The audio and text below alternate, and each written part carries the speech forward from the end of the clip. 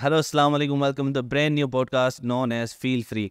आज की जो हमारी पॉडकास्ट है वो हमारी पहली एपिसोड है। नया शुरुआत कर रहा हूँ तो कोई जज नहीं करेगा, जैसे भी जाएगा आपने सिर्फ सपोर्ट करना है, कमेंट करना है, लाइक करना है, शेयर करना है, सब्सक्राइब करना है। सब्सक्राइब लाजमी करना है मेरे चैनल को। आज जो हमारे गेस्ट है वो बड़े ही एक ई कॉमर्स इंडस्ट्री के एक्सपर्ट हैं। वो 7 फिगर एजेंसी ऑनर है। वो अपना जो है ना लोहा मनवा चुके हैं ई कॉमर्स में, और मेरे समझो मेंटोर भी हैं। तो मैंने उनको इनवाइट किया कि भाई आप प्लीज़ हमारे पॉडकास्ट में आएँ और हमें ये शर्फ हासिल हो गया आपने हमारी जो पहली एपिसोड है उसके आप गेस्ट बने। सो सबसे पहले वेलकम करते हैं शाहिद इकबाल सामू। क्या हाल है भाई, कैसे हैं? अल्हम्दुलिल्लाह, thank you for inviting me in your podcast. कैसी गुजरी है आपकी ज़िंदगी? अल्हम्दुलिल्लाह, अल्लाह का शुक्र है। तो सबसे पहले अपने बारे में बताएं, अपनी जर्नी बताएं। आपके चाइल्डहुड से लेके आपकी यूनिवर्सिटी लाइफ तक कैसी गुजरी है आपकी? क्योंकि काफ़ी सारे लोगों की क्यूरियोसिटी है कि आपको जिन लोगों ने जाना है डायरेक्टली ई कॉमर्स एक्सपर्ट जाना है। अच्छा, मेरा चाइल्डहुड तो बड़ा नॉटी गुजरा है, बड़ा शरारती था मैं। अच्छा। घर के काफ़ी नुकसानात किए हैं मैंने। और 9th क्लास तक मैं यूं ही बस अपनी धुन में मगन था। लेकिन 9th क्लास के बाद आई सडनली रियलाइज्ड कि मुझे जो है वो पढ़ाई की तरफ ध्यान देना चाहिए। और ठीक। 9th क्लास से मेरी रिसर्च स्टार्ट हो गई थी। जो भी मेरी उस वक्त की जो भी आप ऐसा समझ लें कि लेवल थी, उस लेवल पे। फिर 9th मैट्रिक में मेहनत की थोड़ी, इंटर फर्स्ट ईयर फिर यूं ही गुजर गया। थोड़ी कॉमेडी की, थोड़ा कुछ किया। और यूनिवर्सिटी में आए तो यूनिवर्सिटी में आने के बाद अगेन वो थोड़ा एग्रेसिव मिजाज था आपका। लेकिन उसमें भी ये कि झगड़े फसाद और गर्लफ्रेंड्स अफेयर्स ये वो चलता रहा। लेकिन 3rd ईयर में जैसे ही मैं आया तो उसके बाद मुझे नहीं लगता कि मैं किसी भी झगड़े फसाद, किसी अफेयर में, किसी ये गर्लफ्रेंड बॉयफ्रेंड लव चक्कर या इस तरह में पढ़ा हूँ। मैं 3rd ईयर के बाद अपने साथ बिल्कुल सीरियस हो गया। और then I graduated from university of Sindh. और उसके बाद मैं कायदे यूनिवर्सिटी इस्लामाबाद चला गया फॉर एमफिल। और वहीं पे फिर मैंने CSS अकेडमी ज्वाइन की, नोवा CSS अकेडमी। और वहाँ पे मैंने CSS की तैयारी की, साथ साथ जॉब्स भी करता रहा। 2017 में CSS अटैम्प्ट किया, रिटर्न क्वालिफाई किया, इंटरव्यू रह गया। Then university of agriculture university नौजाम में अपॉर्चुनिटी मिली, लेक्चरर लगा कॉन्ट्रैक्ट पे। और वहाँ पे 1 साल पढ़ाया मास्टर्स वालों को। वहाँ से अगेन रिज़ाइन किया, सिंध सेक्रेटरीट गया, सिंध फूड अथॉरिटी में। फिर वहाँ पे भी 1.5 साल काम किया और वहाँ से भी अगेन रिज़ाइन कर दिया। इस बीच में मैं एकेडमिक राइटिंग की सर्विसेज 2013 से देता रहा। और साथ साथ मैंने काफ़ी स्कॉलरशिप्स में अप्लाई किया, स्पेशली चाइना में मैंने 3 साल अप्लाई किया। हालांकि मेरे पास डिफरेंट यूनिवर्सिटीज़ से 8 डिफरेंट एक्सेप्टेंस लेटर्स थे, लेकिन खैर लक नहीं था, मेरी वहाँ पे एडमिशन नहीं हो सकी। अलबत्ता मेरी admission university of Leicester UK में हो गई। और 2020 सितंबर का इंटेक था, लेकिन कोविड-19 आ गया तो मैं नहीं जा पाया। और फिर कोविड के ही वजह से ई कॉमर्स को बूस्ट मिला, वर्ल्ड वाइड हाइप क्रिएट हो गई पाकिस्तान के अंदर। एंड मैंने भी अमेज़ॉन के बारे में सुना है और अमेज़ॉन सीखना शुरू कर दिया। और विद इन 1 मंथ मेरी जो है वो टोटल सोच, माइंडसेट चेंज हो गई। मैं एक रिसर्चर से एक ई कॉमर्स एंटरप्रेन्योर बन गया और मैं इधर शिफ्ट हो गया टोटली। ई कॉमर्स की जर्नी कहाँ से स्टार्ट हुई आपकी? कौन से ईयर से, कैसे स्टार्ट हुई? एग्जैक्टली अगर मैं बिल्कुल फ्रीलांसिंग जर्नी तो मेरी 2013 से है। लेकिन अगर ई कॉमर्स फ्रीलांसिंग की बात करें तो अगस्त 2022 से मेरी प्रैक्टिकल बोलें और रिज़ल्ट बेस्ड जर्नी जो बोलें वो अगस्त 2022 से ही स्टार्ट हुई। और मेरी फ़र्स्ट इनकम $500 थी अगस्त 2022 में। वो आपकी कौन सी सर्विस थी जिसमें आप सर्विसेज मैंने शुरू से लीगल सर्विसेज दिए हैं, अमेज़ॉन, वॉलमार्ट या जितने भी ई कॉमर्स सेलर्स हैं। हमारे कंट्री के अंदर तो ये इंटेलेक्चुअल प्रॉपर्टी का कोई कॉन्सेप्ट ही नहीं है। कोई भी किसी का ट्रेडमार्क यूज़ करता है, कोई भी किसी का डिज़ाइन यूज़ कर लेता है। वो लेकिन 3-4 साल बाद कंपनी रजिस्टर हो रही होती है जी, बाहर ममालिक में ऐसा कुछ भी नहीं है। तो वहाँ पे स्पेशली जब इंटरनेट पे आप ऑनलाइन ट्रेड करते हैं तो इन ख़ास तौर पे IP के काफ़ी सारे इश्यूज आते हैं सेलर्स को। और फिर क्योंकि ये जितनी भी ई कॉमर्स मार्केट प्लेसेस हैं ये सारी कस्टमर सेंट्रिक हैं, तो कस्टमर्स के भी जितने भी इश्यूज आते हैं वो भी एक लीगल इश्यूज होते हैं। किसी को आपने किसी से कस्टमर ने परचेज़ किया, ऑर्डर प्लेस किया, उसने पेमेंट दे दिया, आपने उसको ऑर्डर डिलीवरी नहीं किया, कभी शिप ही नहीं किया, या आपने उसको ट्रैकिंग नहीं दी। तो इस तरह के इश्यूज़ भी जो मार्केट प्लेस बेस्ड इश्यूज़ हैं, ये मार्केट प्लेस की जितनी भी पॉलिसीज़ हैं उनकी वायलेशन है ये। तो उससे रिलेटेड भी इश्यूज आते हैं सेलर्स को। तो मैंने अमेज़ॉन अकाउंट रीइंस्टेटमेंट को ऑप्ट किया था, क्योंकि 2020 के अंदर ड्रॉप शिपिंग अमेज़ॉन पे उरूज पे थी और ऑलमोस्ट 57% सेलर्स जो थे अमेज़ॉन प्लेटफॉर्म पे वो ड्रॉप शिपर्स थे।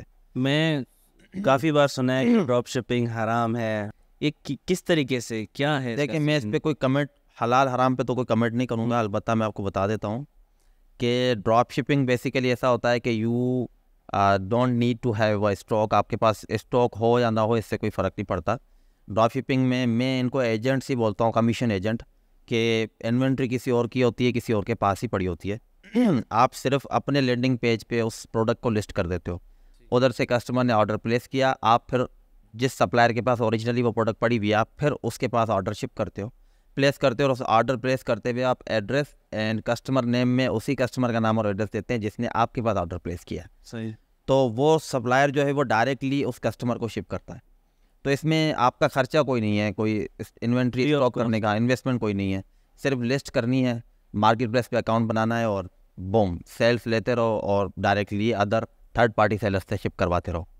सही। तो इस्लामिक पॉइंट ऑफ व्यू से काफ़ी लोग ये भी कहते हैं कि भाई अगर जिस चीज़ का आपके पास स्टॉक मौजूद नहीं है उसको आप सेल नहीं कर सकते, ये शरई तौर पे जो है वो जायज़ नहीं है। तो लेकिन कुछ मुफ्ती हजरात जो है वो इसको जायज़ और हलाल करार भी देते हैं। अब कॉन्फ्लिक्ट है इसमें, मैं कमेंट कोई इस पर बहरहाल करना नहीं चाहूँगी। तो आगे आपकी फर्दर जर्नी कैसे रही, जैसे आप बता रहे थे कि हाँ, तो 57% ड्रॉप शिपर्स थे मार्केट प्लेस पे। तो मुझे पता है, मैंने ये सोचा कि सबसे ज़्यादा लीड भी जनरेट, क्योंकि मेरा अल्टीमेट जो क्लाइंट था या कस्टमर, मेरा जो कस्टमर था एज ए सर्विस प्रोवाइडर वो अमेज़ॉन का सेलर था, क्योंकि मैंने अमेज़ॉन के मार्केट को चूज़ किया था। तो वहाँ पे अगर प्राइवेट लेबल सेलर जो ब्रांड ओनर्स थे वो 11-12% थे, होल सेलर 30% थे ऑलमोस्ट, और बाकी सारे ड्रॉप शिपर्स थे। तो जाहिर बात है मुझे लीड सबसे ज़्यादा वहीं से आनी है। अगर लेट सपोज हम ये कहते हैं कि भाई उस वक्त 40 मिलियन सेलर मौजूद थे, और सॉरी 4 मिलियन, 40 लाख सेलर्स मौजूद थे, तो उसमें से 20 लाख ड्रॉप शिपर थे।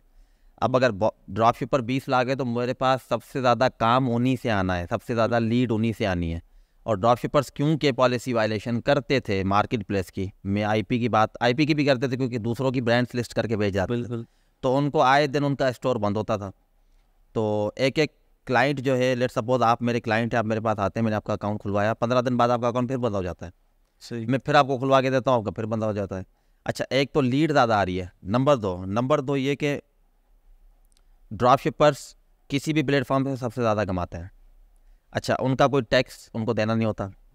अच्छा, ना उनको कोई खर्चा होता है और कोई, सिर्फ कमाते हैं और क्रेडिट पे ही परचेज़ करते हैं। जो अमेरिका में अक्सर क्रेडिट कार्ड्स मिलते हैं, तो वो उन्हीं को यूज़ करके परचेजिंग भी करते हैं, मतलब अपना 1 रुपया भी नहीं लगाते ना परचेजिंग करते वक्त भी, तो वो टोटल प्रॉफिट में ही होते हैं। तो यहाँ से ये स्किल जो है वो हाई पेइंग बन गया, क्योंकि ड्रॉप शिपर कमाता ज़्यादा है, हम उनको जितना भी चार्ज करते थे वो बोलते थे बस ये लो पैसे और मुझे खोल के दो, क्योंकि दोबारा का एक प्रॉपर शॉप बंद हो जाता है, उसमें 2 लाख, जिससे वो अच्छे खासे पैसे कमा रहा है मंथली। तब तो फंड्स स्ट्रक नहीं होते थे, तब तो ये है कि अकाउंट खुल जाते थे, लेकिन ये कि उसको स्टोर तो चाहिए रनिंग, जिससे उसके मंथली पैसे बन रहे हैं।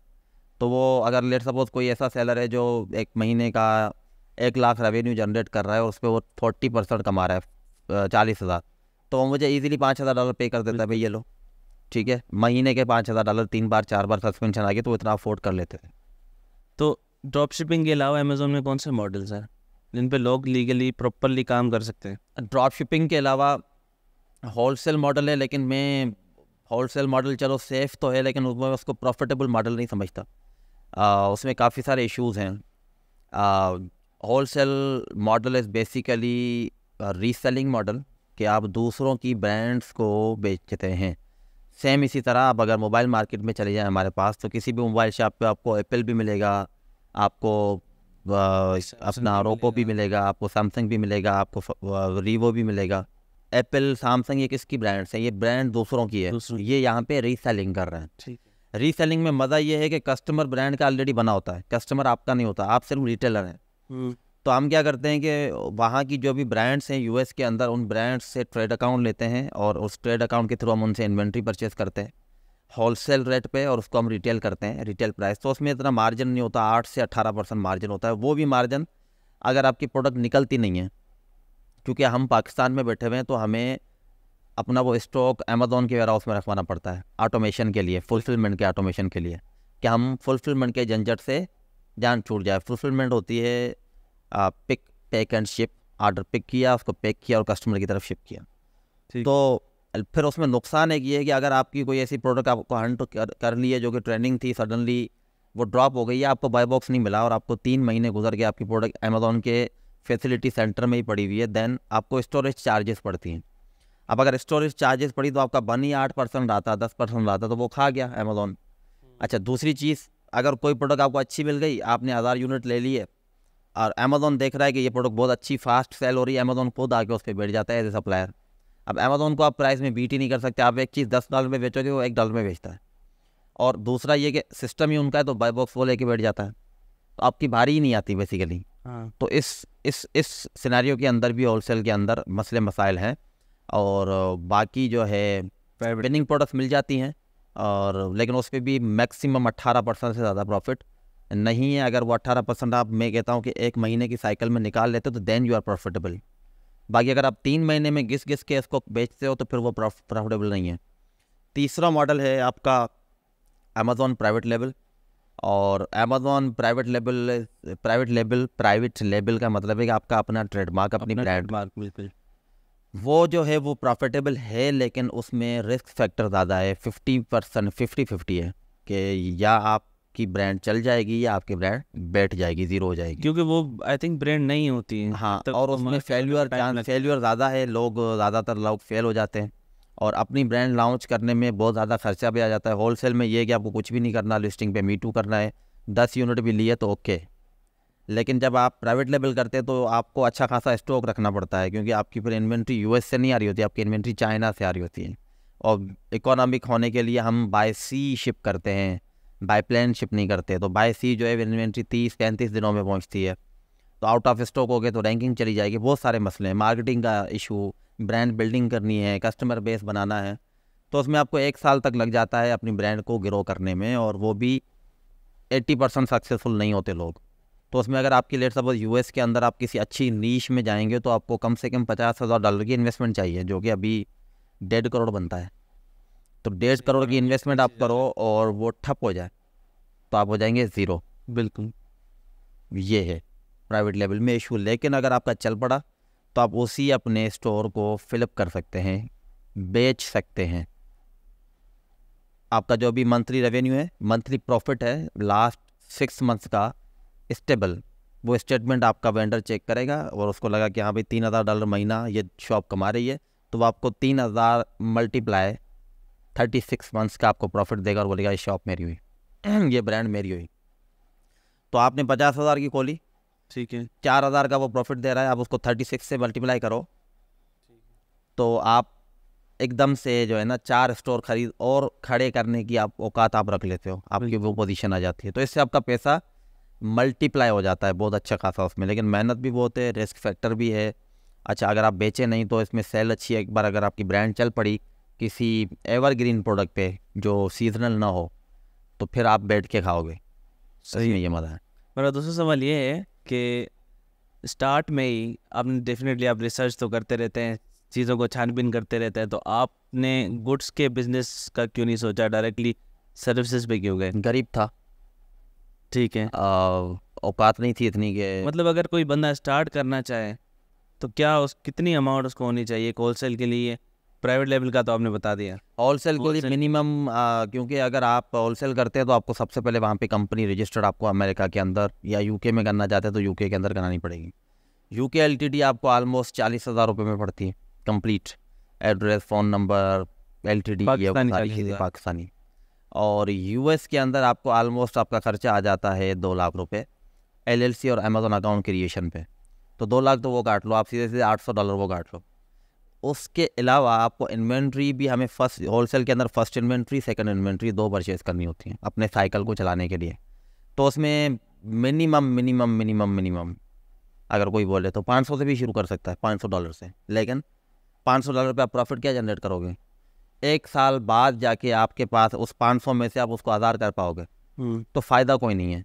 तो ये है कि मिनिमम सजेस्टेड बजट ये कि आप $2500 फर्स्ट इन्वेंट्री को दें, $2500 सेकंड इन्वेंट्री को दें, $5000, मतलब 15 से 17 लाख रुपए आपके पास होने चाहिए होलसेल को चलाने के लिए। अच्छा, मेरा एक और सवाल है। फ्रीलांसिंग में हर बंदा आता है, कहता है मुझे फ्रीलांसिंग करनी है, लेकिन उससे पहले स्किल के बारे में कोई बात नहीं करता कि स्किल कैसे सीखें, कौन सी सीखें। तो आप क्या सजेस्ट करते हैं कि किस तरीके से उस चीज़ पर स्किल सीखने के लिए पहले रिसर्च करनी चाहिए, क्या करना चाहिए? देखें, स्किल पहले फिर वो फ्रीलांस में आए। जी, पहले तो ये कि आपको हमेशा स्किल सेलेक्ट करना चाहिए डिमांड एंड सप्लाई रूल के हिसाब से। ग्राफिक डिज़ाइनिंग डिमांडिंग स्किल था, अब नहीं है। ठीक। अच्छा, आज भी डिमांडिंग तो है लेकिन मार्केट सेचुरेटेड है, मतलब डिमांडिंग है लेकिन सप्लाई भी बहुत ज़्यादा है। तो आप कोई ऐसा स्किल सेलेक्ट करें नंबर 1 के जो डिमांडिंग हो। आप गूगल बता देगा, आपको चैट जीपीटी बता देगा कि मोस्ट डिमांडिंग स्किल्स जो हैं वो इस वक्त कौन से हैं रिमोटली, जिन लोगों को ज़रूरत है। नंबर 2, आपको ये देखना चाहिए कि जो स्किल मैं सीख रहा हूँ इसकी सर्विसेज में मेरा क्लाइंट कौन होगा। बेसिकली ये सर्विसेज किसको चाहिए, आम बंदे को चाहिए, बिजनेसमैन को चाहिए, किसी ऑफिस वाले वर्कर को चाहिए, या बिजनेस एंटिटी को चाहिए। तो मेरी सजेशन ये होगी कि आप वो स्किल सेलेक्ट करें जिसमें आपका डायरेक्ट क्लाइंट जो हो वो बिजनेस एंटिटी हो, क्योंकि बिजनेस एंटिटी आपकी सर्विसेज, बिजनेस एंटिटी को हमेशा वही सर्विसेज चाहिए जिनसे वो अपनी बिजनेस को ग्रो कर सकें। बिजनेस को कोई भी ग्रो इसलिए करता है ताकि पैसे बने, और जब आपकी सर्विस देने से उनका बिजनेस ग्रो होगा और उनकी इनकम या रेवेन्यू बढ़ेगा तो वो बिज़नेस आपको पे अच्छा करेगा। लेकिन अगर कोई इंडिविजुअल होगा वो आपको अच्छा पे नहीं करेगा, क्योंकि आपकी सर्विस देने से इंडिविजुअल को आसानी होगी लेकिन उसका पैसा नहीं बनेगा, लेकिन बिज़नेस का पैसा बनेगा। तो नंबर 1 कि आप डिमांड चेक करें, फिर वो ई-कॉमर्स हो, कुछ भी हो, XYZ जो भी है, और फिर आप देखें कि आपका क्लाइंट जो है वो बिज़नेस होना चाहिए। या अगर बिज़नेस नहीं है, लेट सपोज आप समझते हैं कि इसके इंडिविजुअल भी क्लाइंट्स मौजूद हैं और बिजनेसेस भी हैं, तो आप उस स्किल को सीखने के बाद आप बिजनेसेस को ही हंट करो, उन तक ही अप्रोच करो कि आपको बिजनेसेस हायर करें। तो फिर आप कोई भी फील्ड सेलेक्ट कर लो। अच्छा, फिर उसमें ये होता है काफ़ी लोगों को ये इशू आता है कि कोई स्किल सेलेक्ट किया, सीखा भी सही, लेकिन वो अपना फुल उसमें नहीं दे पा रहा। ठीक। तो किसी का लक होता है कि एक स्किल सेलेक्ट किया, चल पड़ा, किसी को स्विच करना पड़ता है, और ये this is the part of your hard working. आपको ये करनी पड़ती है। अगर आपको हम जिस कंट्री में Tier 3 कंट्री में रह रहे हैं, थर्ड वर्ल्ड कंट्री में, यहाँ पे जॉब्स हैं नहीं, बिजनेस है नहीं, इन्फ्लेशन बहुत ज़्यादा है, तो सर्वाइवल मुश्किल है। तो इस कंडीशन में आपके पास ऑप्शन क्या बचता है सवाए इसके क्या? सर, लोग कहते हैं ना कि एक चीज़ को पकड़ो, उसमें एक्सपर्ट बन जाओ, अगर उसमें एक्सपर्ट बनने के बाद भी आपका जो है ना चरखा नहीं चलता, तो फिर क्या उसको स्विच, जैसे आप कह रहे हैं, स्विच करना चाहिए? देखें, सबसे पहली नीड जो है ना, मेरी भी, आपकी भी, किसी की भी, किसी भी इंडिविजुअल की, फ्रीलांसिंग हो, वो जॉब हो, वो बिजनेस हो, बेसिक नीड है उससे पैसा बनाना। ठीक है। अच्छा, नंबर 2, एक स्किल सेलेक्ट करो, एक्सपर्ट बन जाओ। आप एक्सपर्ट ऐसे बन ही नहीं सकते जब तक आप उसमें काम नहीं करेंगे। ठीक है। तो एक स्किल आपने सीखा, उसमें आपको काम ही नहीं मिल रहा, तो उसको तो डेफिनेटली छोड़ना है।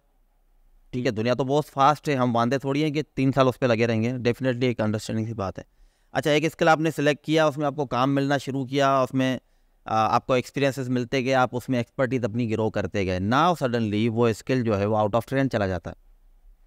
तो मैं ये कहता हूँ कि जब आप अच्छा कमा रहे होते हैं तो आपको ऑलरेडी प्लान बी का आपके पास, क्योंकि मैं 24 आवर्स से मेरे पास, मैं 10 घंटे अगर अपने वर्टिकल स्किल को दे रहा हूँ, तो I need to spend 3 to 4 hours a day on researching on the other skills, कि मुझे हॉरिजॉन्टली भी ग्रो करना है। कि जब तक, अगर लेट सपोज मुझे लगता है कि भाई 1 साल 6 महीने में सर्वाइव कर जाऊंगा अगला इस स्किल से, लेकिन उसके बाद मेरे पास दूसरा स्किल रेडी हो और उसकी पूरी मार्केट भी पता हो, उसकी इंडस्ट्री पता हो, उसका क्लाइंट कहाँ से मिलेगा, उसको कितने में बेचा जाएगा, उसको कहाँ पे बेचा जाएगा, ये सारी चीज़ों की रिसर्च मेरे पास डन हो, तो ये बैठ जाए, पहले आप दूसरे पे स्टार्ट हो जाओ। अगर आप एक बार ऑनलाइन इंडस्ट्री में घुस जाते हैं और उसके सारे ट्रेंड्स को, उसके सारे टैक्टिक्स को, क्लाइंट हैंडलिंग को, कम्युनिकेशन को, ये सारी चीज़ें एक बार जब आपके पास आ जाती हैं ना, आई डोंट थिंक कि किसी को दूसरे स्किल पे चढ़ते हुए ज़्यादा टाइम लगेगा। आपको पहली बार मुश्किल होती है, दूसरी बार 0 से शुरू करना it's not a big deal. जिसने, एक एग्जांपल है, हमारे साइंटिस्ट थे एडिसन, जिसने ये बल्ब बनाया था। एडिसन जब 50 साल क्रॉस कर गया था तो उसकी जो लेबॉर्टरीज थी जिसमें उसकी रिसर्च चलती थी, 3-3 मंजिला 2 बिल्डिंग्स थी उसकी। उसमें उसका लिटरेचर, लेबॉर्टरीज, आज तक की जितनी भी रिसर्च थी, सब कुछ था। तो ये घर में बैठा था तो अचानक किसी ने दरवाज़ा बजाया और कहा कि अच्छा, इसका घर इधर था तो सामने उसकी वो लेबॉर्टरीज या उसके ऑफिस बोलें या जो भी था, वर्क स्पेस था।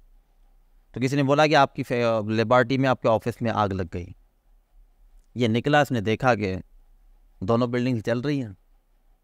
तो ये थोड़ी देर रुका और फिर वापस अंदर गया और अपनी बेगम को उठा के वापस ले आया। कहा कि देखो कि वो जल रही हैं बिल्डिंग्स।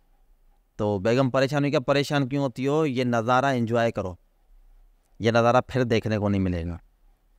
खैर, बिल्डिंग्स जल गई, उसकी रिसर्च सारी जल गई, सब कुछ ख़त्म हो गया। दूसरे दिन प्रेस कॉन्फ्रेंस होती है, लोग उससे पूछते हैं मीडिया वाले कि आपकी ये तो सारी मेहनत बर्बाद हो गई। तो वो कहता है क्या हुआ, मैं कल से दोबारा स्टार्ट करूँ। जब एडिसन 50 साल की उम्र के बाद भी दोबारा ज़ीरो से स्टार्ट करने की क्षमता रखता है, देन बाय कांट यू, आप तो जवान हैं। और ज़ीरो से स्टार्ट करना एडिसन के लिए फिर मुश्किल नहीं था। उसके 5 साल बाद उसने बल्ब इजाद किया था। तो एक बार जब आप चल पड़ते हैं उस रास्ते पे तो दूसरी बार आपको कोई ज़्यादा टाइम नहीं लगता। मतलब खुद सीखते भी रहें, बिल्कुल, अपने आप इनोवेशंस भी करते रहें, जी। चीज़ों को रिसर्च भी करते रहें और आगे बढ़ते रहें। चलें, ठीक है। आपने किस प्लेटफॉर्म से फ्रीलांसिंग स्टार्ट की थी? अच्छा, एक चीज़, इस सारे मरहले में सीखते भी रहें, काम भी करते रहें, ग्रो भी करते रहें, क्लाइंट भी अर्न करते रहें, रिसर्च भी करते रहें, सारे में एक चीज़ माइंड में फोकस के साथ रखनी है। और वो फोकस क्या होना चाहिए, I have to grow, I have to increase revenue, I have to strong my portfolio, कि मुझे एज ए फ्रीलांसर से एजेंसी ओनर होना है। ये आपके माइंड में ये टारगेट सेट होना चाहिए, लॉक होना चाहिए। क्योंकि जब तक आप माइंड में टारगेट सेट करके उनको लॉक नहीं करते, तब तक जब आप कर लेते हैं ना उसके बाद आपका हर स्टेप उसी हिसाब से चलता है। क्योंकि ये माइंड जो मशीन है ना, ये कुछ इस तरह की, आप उसको जिस तरह से फिक्स करोगे, आपके स्टेप्स, आपके एक्शंस उसी को फॉलो करेंगे। तो ये फोकस आपको रखना है। फ्रीलांसिंग के सवाल को थोड़ा आगे ले जाते हैं, उससे पहले एक सवाल करता हूँ। आप अक्सर कहते रहते हैं कि जो आपकी ग्रोथ है वो वर्टिकल और हॉरिजॉन्टल दोनों तरीके से होने चाहिए।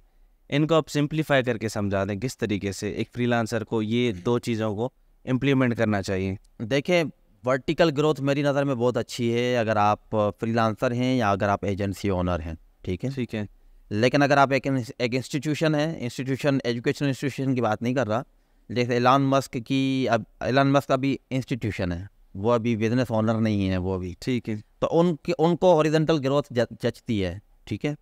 वर्टिकल ग्रोथ हम जैसे बंदों के लिए बेहतरीन है। वर्टिकल ग्रोथ क्या होती है कि आप कोई भी एक स्किल सेलेक्ट करें, एक इंडस्ट्री, एक मार्केट प्लेस, एक क्लाइंट और एक ही स्किल, उस पर आप काम करना शुरू करें। आप उस पर काम करेंगे तो आपको हर्डल्स भी आएंगे, नेगेटिव आउटकम्स भी आएंगे, आप उनका सॉल्यूशन निकालेंगे, आगे बढ़ेंगे, आहिस्ता आहिस्ता आप एक्सपर्टीज़ ग्रो करेंगे, डिलीवर करते जाएंगे, तो मार्केट में एक आपका नाम बन जाएगा और सब लोग आपको उसी नाम से जानना शुरू करेंगे। ठीक है। अब जितने आप एक्सपीरियंस नज़र आएंगे उतने आप महंगे होते जाएंगे, उतनी आपकी औकात बढ़ती जाएगी। मैंने रीइंस्टेटमेंट शुरू किया था जब तो मैं $25 का मेरी गिग थी, एक प्रोजेक्ट $25 का लेता था। आज मैं एक प्रोजेक्ट $5,000 to $10,000 का लेता हूँ। माशाल्लाह। क्यों? क्योंकि मैंने वर्टिकली एक चीज़ पे स्टिक रहा और उसको मैं ग्रो करता रहा। अच्छा, अब लोग कहते हैं कि नहीं, मेरा मेन डोमेन है रीइंस्टेटमेंट, लेट सपोज लीगल, तो मुझे और एक्सपेंड करना है, तो यू हैव टू गिव, आपको सप्लीमेंट्री सर्विसेज ऐड कर देनी है। मैं अभी तक अमेजोन रीइंस्टेट कर रहा था, now I will be reinstating Google accounts, now I will be reinstating Facebook accounts, now I will be reinstating Walmart accounts, eBay accounts, ठीक है, reinstating YouTube accounts, I will be reinstating PayPal accounts, I will be reinstating AdSense accounts. क्योंकि ये वो सारे वही चीज़ें हैं जहाँ से लोगों का पैसा जनरेट होता है।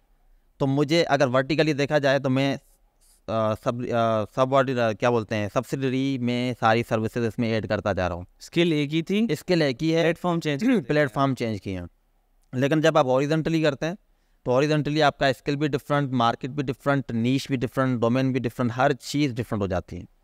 अब इधर तो आप स्टेबल हो गए, ठीक है, स्टेबल के साथ नाम भी बना लिया है, सही। तो इधर आप प्रीमियम चार्ज कर सकते हैं, उधर आपको फिर ज़ीरो से, उधर शायद को कोई नहीं जानता, इधर शायद को हर कोई जानता है। ठीक है। तो हॉरिजॉन्टली आप तब ग्रो करें जब आप इस पे 100% स्टेबल हो जाएं, in terms of revenue, in terms of management, in terms of client, हर हिसाब से हो जाए, देन आप हॉरिजॉन्टली भले ग्रो करें, लेकिन तब तक नहीं, तब तक आप एक चीज़ पे स्टिक करें। मतलब फर्स्ट आपको वर्टिकली ग्रो करना चाहिए, ग्रो करना चाहिए। देन आप जब समझते हैं कि हाँ अब मैं हॉरिजॉन्टल ग्रो कर सकता हूँ, मैं दूसरी स्किल सीख सकता हूँ, मेरे पास टाइम और भी है, वैसे भी मैंने चीज़ें ऑटोमेशन पे कर दी हैं। वैसे भी हर बंदे की शनाख्त उसके काम से होती है, और वो काम कोई एक होता है। ठीक है। फेसबुक का नाम आता है तो मार्क ज़ुकरबर्ग का नाम आता है, बिल्कुल। माइक्रोसॉफ्ट का नाम आता है तो बिल गेट्स का नाम आता है, अमेजोन का नाम आता है तो जेफ बेजोस का नाम आता है, स्टारलिंक का नाम आता है तो स्पेस एक्स का नाम आता है तो इलान मस्क का नाम आता है, टाटा का नाम आता है, अंबानी का नाम उसकी। तो ये सारी जितने भी हैं इन सब का नाम वर्टिकल जो भी उनकी कंपनी है ना, जी जी। उसी से नाम बना है। आज क्या मार्क ज़ुकरबर्ग सिर्फ फेसबुक कर रहा है? नहीं, वो डिफरेंट चीज़ों में नहीं भी है। वो है। अमेजोन क्या सिर्फ जेफ क्या अमेजोन कर रहा है सिर्फ? क्या एलन मस्क सिर्फ स्पेसएक्स कर रहा है? नहीं। नहीं। तो हॉरिजॉन्टली आप ग्रो कर रहे हैं ना वो, लेकिन फर्स्ट उन्होंने क्या किया, मैक्सिमम अपना आउटपुट इनपुट देके आउटपुट अचीव किया वर्टिकली, सही। देन उन्होंने एक्सपेंड किया। तो you need to be focused on your vertical skills and on your vertical situation. तो मेरा जो अभी सवाल था कि आपने किस प्लेटफॉर्म से स्टार्ट किया फ्रीलांसिंग? फाइवर से। फाइवर मेरा अकाउंट 2013 से बना हुआ था। जैसे मैंने आपको बताया कि मैं एकेडमिक राइटिंग की सर्विसेज देता था, लेकिन 2013 से 2020 तक कभी भी मुझे उस गिग पे एक भी ऑर्डर नहीं आया था। अच्छा। मैं फेसबुक पेज पे सेल करता था, लिंक्डइन पे सेलिंग करता था, मतलब अपनी सर्विसेज देता था, और वहाँ से मेरे पास लीड आती थी अच्छी खासी। क्योंकि तब तक मैंने फाइवर के एल्गोरिथम को समझा ही नहीं था, तब तक मैंने फाइवर को समझा ही नहीं था। बस मैंने सुना फाइवर है, अकाउंट बनाया, गिग बनाई, छोड़ दिया। लेकिन 2020 में जब मैंने फाइवर को एक्सप्लोर किया और उसको एक्सपीरियंस किया, तो आई थिंक बिगिनर्स के लिए फाइवर सबसे अच्छा प्लेटफॉर्म है। और इजी मनी मिलती है, शॉर्ट इनकम्स हैं, क्लाइंट ज़्यादा मिलते हैं अगर आप किसी अच्छी नीश में चले जाएं। अच्छा, ऐसा नहीं है कि सीनियर सेलर्स के फाइवर अच्छा नहीं है।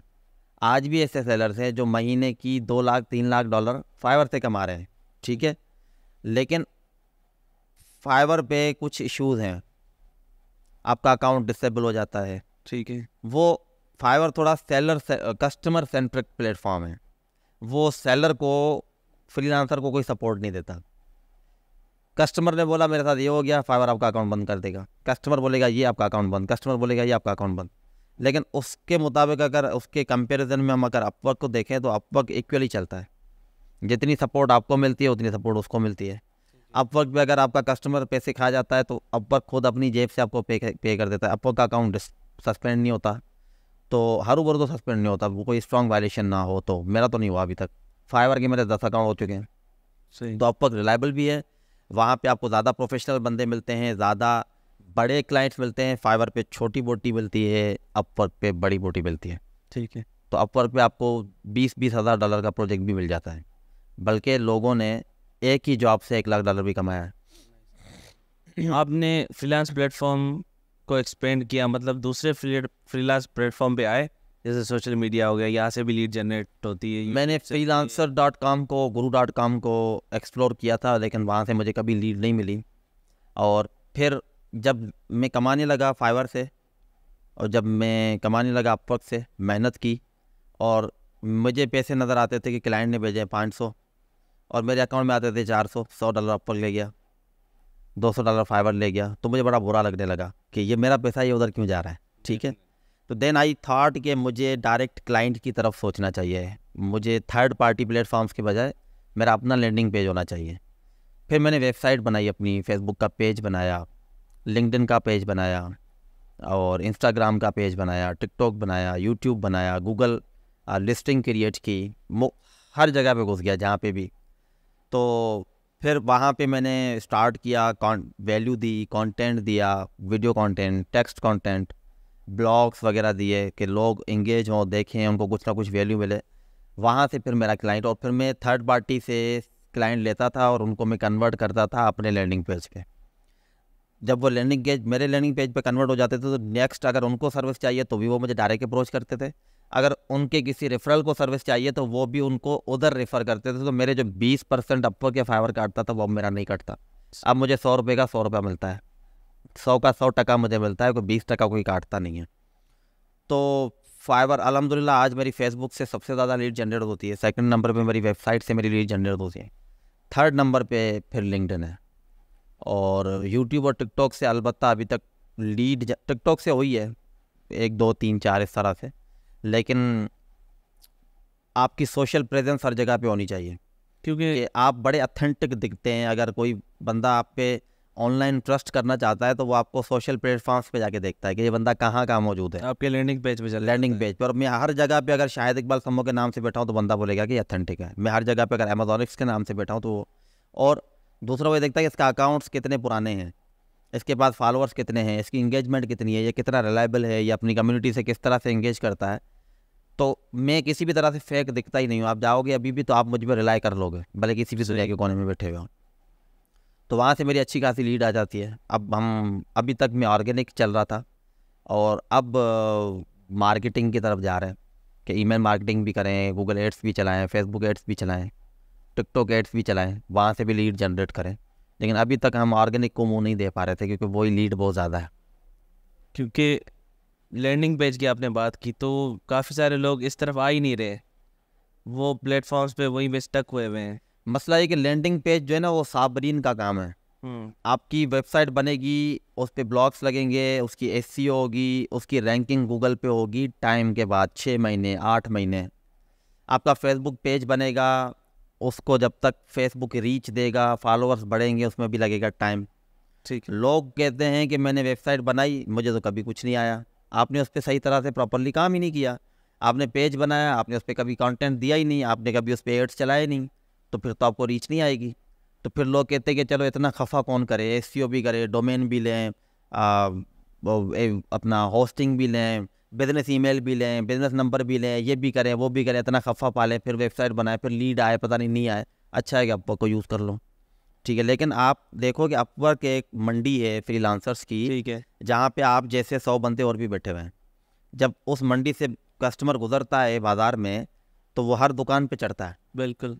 वहाँ पे आपका प्राइस वार आ जाता है, वहाँ पे आपका पोर्टफोलियो का वार आ जाता है, किसी के रिव्यू ज़्यादा, किसी के कम, किसी की प्राइस ज़्यादा, किसी की कम। तो वहाँ पे आप अनसर्टेन है, सर्टेन तो है नहीं। यहाँ पे मेरी लैंडिंग पेज पे मेरा कॉम्पिटिटर कौन है? कोई भी नहीं। कोई भी नहीं। मैं अपनी मर्ज़ी की प्राइस चार्ज कर सकता हूँ, ठीक है। और जो मेरे पास आएगा उसको मेरे पास 100% ऑप्शन है कि मैं उसको कन्वर्ट भी कर सकता हूँ और अपनी प्राइस भी दें। जी बिल्कुल, अपनी प्राइस पे भी मैं उनको जो है वो क्लोज कर सकता हूँ। तो लैंडिंग पेज के अपने मज़े हैं, अपना काम अपना होता है। ठीक है। अक्सर जो नए स्किल सीख के आते हैं, फ्रीलांसिंग पे आके अकाउंट बना दिया, फाइवर पे गिग बना दी, फिर उनकी जो है चीखें होती है, क्लाइंट नहीं आ रहा, क्लाइंट नहीं आ रहा, क्लाइंट नहीं आ रहा। तो क्या गलतियां करते हैं जो आप समझते हैं कि ये 3-4 गलतियां जो नए फ्रीलांसर्स करते हैं और उनको वो नहीं करनी चाहिए और ओवरकम करना चाहिए? देखें, क्लाइंट आता है, आज भी मेरे स्टूडेंट्स हैं काफ़ी जिनके पास क्लाइंट लैंड करता है इनबॉक्स में, वो कन्वर्ट नहीं कर पाते। उसको कन्वर्ट ना करने की एक बड़ी वजह यह है कि लोग लड़कों के पास कम्युनिकेशन स्किल का बड़ा गैप है, लेक है, उनके पास नहीं है कम्युनिकेशन स्किल, जो बेसिक स्किल्स जी। और दूसरा ये कि एथिक्स की हमें बड़ी कमी है, हम मॉरल नहीं है, हम एथिकल नहीं है। हम कस्टमर मेरी नज़र में तो भगवान है। लड़के जो हैं वो कस्टमर को पैसा देने वाली मशीन समझते हैं, ठीक है। वो उससे उसकी नीड की बात बाद में करते हैं। उससे पहले वो कहते हैं कि मेरे सर्विस चार्जेस इतने, मैं इतने पैसे लूँगा। अब आप खुद सोचो, अगर आप एज ए क्लाइंट जाते हो, एक बंदा जो आपको पूरा अपना टाइम देता है और एक बंदा उससे के साथ आपसे पैसों की बात करता है, आप किसके पास जाओगे? डेफिनेटली जो मुझे नॉलेज कन्वे कर रहा है, जो पहले नॉलेज कन्वे कर रहा है, आपको सेटिस्फाई कर रहा है। तो एक तो ये दो मसले हैं। दूसरा, लोगों में, लड़कों में सब्र नहीं है, पेशेंस नहीं है। अच्छा, पेशेंस भी नहीं है। दूसरा, अगर मुझे उनको हार्डल आ गया ना, लेट सपोज फाइवर अकाउंट बनाया, गिग बनाई, क्लाइंट नहीं आ रहे, फाइवर बकवास है।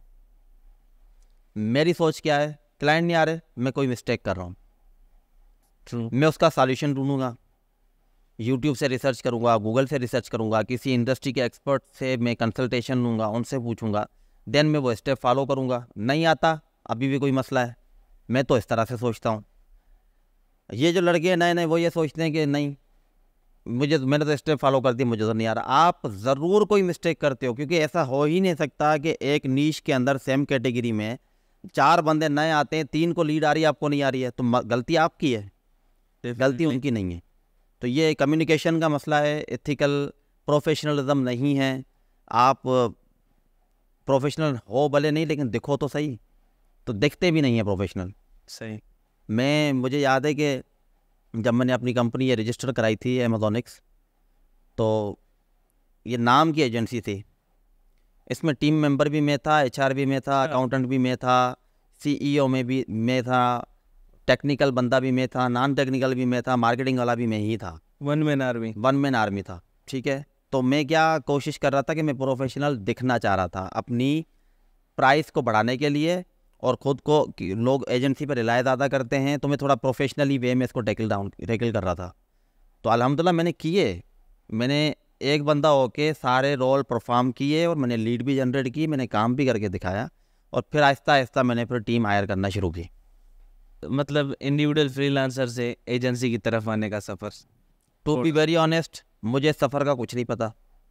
टू बी वेरी ऑनेस्ट, मैंने कोई प्लान नहीं किया था कि I have to transform my self from freelancers to agency owner. ना मुझे पता था कि इसकी नीड क्या होती है, लोग एजेंसी बनाते हैं क्यों, मुझे ये बेसिकली कॉन्सेप्ट ही समझ नहीं आता था। ठीक है। ग्रोथ जो है वो ज़रूरी है, आप ग्रो नहीं करते अगर आप हिलते जुलते नहीं हैं। वो कहते हैं ना कि भाई अकड़ा हुआ तो मुर्दा होता है। सही। तो ग्रोथ के लिए आपको ग्रोथ क्या होती है, आपको अपना रेवेन्यू बढ़ाना होता है। सही। रेवेन्यू बढ़ाएंगे तो आपको लीड ज़्यादा चाहिए, लीड ज़्यादा आएगी तो आपको काम ज़्यादा करना पड़ेगा। जब काम करने की बात आती है तो आपके पास तो 24 घंटे हैं, then you need to buy others hours, आपको दूसरों के घंटे परचेज करने पड़ते हैं। तो ये बेसिकली आपका ट्रांसफॉर्मेशन होती है फ्रीलांसर से एजेंसी ओनर तक, क्योंकि आपको अपनी अर्निंग इनकम इंक्रीज़ करनी होती है। लेकिन मुझे at that time to be very honest मुझे पता नहीं था, और ना ही मुझे कभी नीड फील हुई कि मुझे भाई ग्रो करना है, भाई मुझे पैसे ज़्यादा चाहिए अब, क्योंकि मैं अकेला ही बहुत कमाता था। मतलब टू बी वेरी ऑनेस्ट मैं बहुत ज़्यादा कमाता था, क्योंकि जिस नीश में मैंने हाथ डाला था, तो उस वक्त उस नीश के अंदर हम फाइवर पे 27 बंदे थे इस अमेजोन अकाउंट स्टेटमेंट में। तो मैं $8,000 कमाता था 2020 में, $6,000-8,000। अब $8,000 माय गॉड, आज अगर आप देखो तो 24-25 लाख रुपए बनते हैं, तो उस वक्त भी 15 लाख तो आराम से बनते थे। तो मुझे तो कभी नीड फील ही नहीं हुई। लेकिन ये जो एजेंसी की बुनियाद ये तो एक्सीडेंटली हुई थी। मेरा एक पार्टनर बना था, मैं नाम नहीं लूँगा उनका, तो उसी ने इसका नाम मुझे 3-4 नाम सजेस्ट किए थे। मैंने उसी के कहने पे ये नाम, उन 3-4 नामों में से एक नाम सेलेक्ट किया, एलटीडी बनाई, फिर ग्राफिक डिज़ाइनर हायर किया, लोगो बनवाया, पेज बनाया, फिर एक वेब डिज़ाइनर नहीं वेबसाइट मैंने खुद बनाई थी, फिर उसका एसईओ मैंने किसी और से करवाया। और जब हर चीज़ रेडी हो गई, जब इनवाइस मैंने रेडी की कि भाई ये एक्सपेंस आया है, तो मेरे पार्टनर ने बोला टाटा बाबा मैं जा रहा हूँ। तो खैर वो हाथ निकाल गया। तो उस दिन के बाद मैंने तो कभी भी पार्टनर तो कोई मैंने लिया नहीं साथ में, अकेले ही काम कर रहा हूँ। तो इसका वजूद एक्सीडेंटली हुआ था, और मैंने एजेंसी ने मुझे नहीं बढ़ाया, मैंने एजेंसी को बढ़ाया, आप ऐसा समझें। ठीक है, ऐसा है। मतलब आप पार्टनरशिप में बिलीव ही नहीं करते? नहीं, पार्टनरशिप नो भाई, पार्टनरशिप वाला जो वजूहत क्या होती है? वजह सबसे पहली देखें ना, सबसे पहली वजह ये है कि अगर मैं यूएस में रहता होता तो मैं पार्टनरशिप कर लेता। ठीक है। पाकिस्तान में पार्टनरशिप वायबल है ही नहीं। पार्टनरशिप में पाकिस्तान के अंदर कोलैबोरेशन वायबल है, पाकिस्तान में पार्टनरशिप वायबल नहीं है, नहीं बनता। मुझे एक भी पार्टनरशिप मैंने तो नहीं देखी कि जो सक्सेसफुल हुई है। मुझे एक बात बताओ कि आपको पार्टनर की ज़रूरत क्यों है भाई? हम कहते हैं कि भाई मुझे एक पार्टनर इसलिए अच्छा चाहिए क्योंकि मैं डिलीवरी में अच्छा हूँ, मेरा जो पार्टनर है वो मार्केटिंग साइड अच्छा हो। तो भाई आप डिलीवरी में अच्छे हो ना, मार्केटिंग के लिए हायर कर लो, पार्टनर क्यों रख रहे हो? अच्छा, आप लीड जनरेशन में अच्छे हो, आपको डिलीवरी के लिए बंदे चाहिए, आप हायर कर लो। बड़ी बड़ी कंपनीज एम्प्लॉयज़ हायर करती है ना, या वो हर चीज़ के लिए पार्टनर हायर करती हैं, पार्टनर रखती हैं? नहीं, पार्टनरशिप। और पाकिस्तान में पार्टनरशिप वायबल नहीं है, फुल स्टॉप। हमारे पास एथिक्स ही नहीं है, हम पार्टनरशिप के प्रोटोकॉल्स को समझते ही नहीं हैं। हम पार्टनरशिप भी गुड्डे गुड्डी का खेल समझते हैं, ठीक है, और लड़ पड़ते हैं कि मैंने ज़्यादा काम किया, मेरे पैसे ज़्यादा होने चाहिए, इस तरह काफ़ी सारे मामला, क्योंकि हम इमेच्योर हैं। तो जारी बात है ये ट्रांजिशन वक्त के साथ में भी बेहतर हो जाए, लेकिन एट दिस टाइम जहाँ पे हम बैठे हुए हैं, मेरे हिसाब से पार्टनरशिप वायबल नहीं है। मतलब कुछ प्रोटोकॉल्स फॉलो करने होते हैं पार्टनरशिप के सारी लिए बात कि आपने अगर उसका जो काम है वो अपने डोमेन में रहे। देखिए ना, एक बंदा, मैंने कंपनी खोली, हम दोनों ने $2500 डाले, ठीक है, उसकी मार्केटिंग, उसकी कंपनी की रजिस्ट्रेशन, उसका ऑफिस, ये सब कुछ लेट सपोज मिला के हमने 8-9 लाख रुपए खर्चा किया और दोनों ने आधा आधा किया। अब अगर लीड आप ज़्यादा ला रहे हो या डिलीवरी आप ज़्यादा कर रहे हो, आप कर रहे हो, काम तो सारा मैं कर रहा हूँ, उसको मैं पैसे क्यों दूँ? दिस इज़ रॉन्ग, ये सही नहीं है। और पहली बात तो ये कि हम पार्टनरशिप करने के बाद हर किसी को होता है कि मुझे पैसे मिलें, वो रेवेन्यू जनरेट होता है, प्रॉफिट में से जेब में डाल देते हैं, ये दूसरी मिस्टेक है। आपको सैलरी उठानी है, आपको एटलीस्ट एक क्वार्टर तक टच नहीं करना है इनकम को, प्रॉफिट को।